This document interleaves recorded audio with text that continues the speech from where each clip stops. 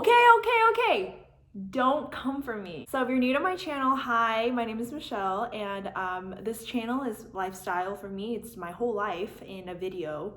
And I am also a nurse, so nursing does take a big part of it. So you'll see a lot of nursing videos, but I also enjoy hanging out with my friends, going to the gym, traveling, just doing random shit. And if you're not new to my channel, then you are aware that this is a completely new background, new layout, and that is because I will get into that though. Am I still working at the dermatology clinic and at the hospital?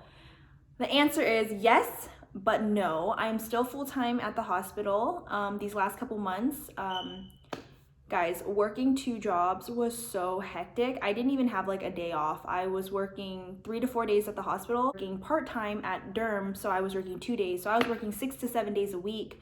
At one point I had like a 15-day work streak, and I did that from August up until February. I also started back at school again. I'm going back to get my BSN. I'm going through University of Phoenix, and I have 11 classes left. So every class, it's 5 weeks. And I have 11 classes, and you just go one after another, and I'll be done in 13 months. So I was like, you know what, since I'm not having a second job, I'll be doing school and working hospital, so it works out for me. So that's where I am now in my life. Second big update is I actually moved in with Armando, my best friend. If you're not new to my channel, you have seen in videos, he is everywhere. He's my best friend. We actually met in microbiology like 5 years ago. It feels like I've known him since I came out of the womb. We actually moved in together about end of March. We moved in, and it was to protect our families from COVID, because that was when COVID was kind of like getting pretty bad where we were working. He works in the ICU, I work in the step down, so we were having like a flood of just sick patients, and so we thought it was a good idea to just like kind of get a place for just us. We're in a fucking fry house, baby! Oh shit! Oh, Thankfully, Armando is negative. He's gotten tested twice. The last thing I want to update you guys on is COVID. So I actually got tested positive April 17th. I was never the type of person that was like, oh my gosh, COVID, like, oh my gosh, freaking out. I was pretty like nonchalant about it, and I was kind of like, okay, yes, it is a scary thing. But as long as you take your precautions, you should be fine. So my mind never jumped to, oh, you have COVID, girl, like you have COVID. So I was like, that whole day before, I didn't have work. So on the 16th, I was just chilling. I was feeling kind of groggy and like allergy symptoms. My throat was itching. So I called my mom and I was like, hey mom, can you like bring out a Zyrtec for me? Because I just have really bad allergies. Later that night, around 7 or 8, I was, in bed studying for a work module that we had. It was like a ventilator module that they wanted all of us to learn because of COVID.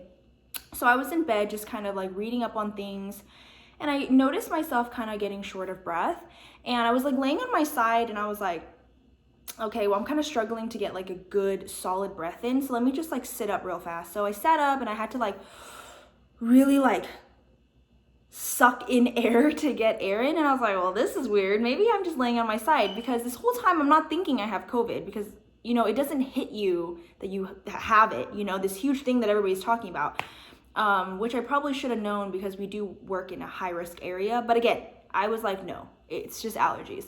Went out to Armando in the hall, and I was like trying to talk to him, and he even noticed that I was like wheezing. I would say like 2 words and I would start wheezing. My chest felt really tight, and I was like, what is going on? Like, this is so weird, because prior to the whole quarantine, like if you guys have followed me, like I stay pretty active. Like if I'm not at spin studio, like if I'm not doing spin classes, I'm lifting. Like I'm a pretty active person. I had 2 jobs. I'm always on the go. So I knew there was something wrong when I couldn't even like climb out of bed, walk to the hall, and I was like short of breath. I ended up calling my charge nurse that night, that was on night shift, and I just explained to her like, girl, I don't know what's going on, but I'm just calling you to inform you that I don't know if I can go to work tomorrow, because I'm having a really hard time breathing, that I don't know how I'll be able to wear an N95 or even just a regular mask the whole 12 hours. So that's actually the only reason I called out, was because I was like, I can't breathe like this. How do I breathe with a mask on for work? I go to sleep, and I woke up, guys. I had chills. I was sweating all night for sure. I had a fever. I woke up and I called employee health, and they got me an appointment at the testing center for 10 a.m. I work at a hospital about an hour away, so for some reason I thought I could drive myself there an hour. So I got in my car and I started driving. But you guys, like, the minute I got on the freeway, I just remember everything like shutting down. I just remember like my skin was hurting, my toe bone was sore, I couldn't grip my steering wheel. I felt like I was hitting back day, guys, for a month straight, and you just socked the crap out of my back. It felt so bruised. I was really fatigued. I couldn't even keep my car straight. If you guys drive, you know that you don't need to like control the steering wheel so much to keep it straight. You just need to simply hold it and it'll drive straight. My car felt like 5 tons to control. And somehow though, I made it there. I got swabbed. The drive back was even worse. I feel like this was when the symptoms were just getting worse. I got home around 12 p.m. that day. I knocked out. I went to sleep. And I woke up. I felt like I was paralyzed, you guys. Like, I woke up from my nap around 3 p.m. I took a 3-hour nap.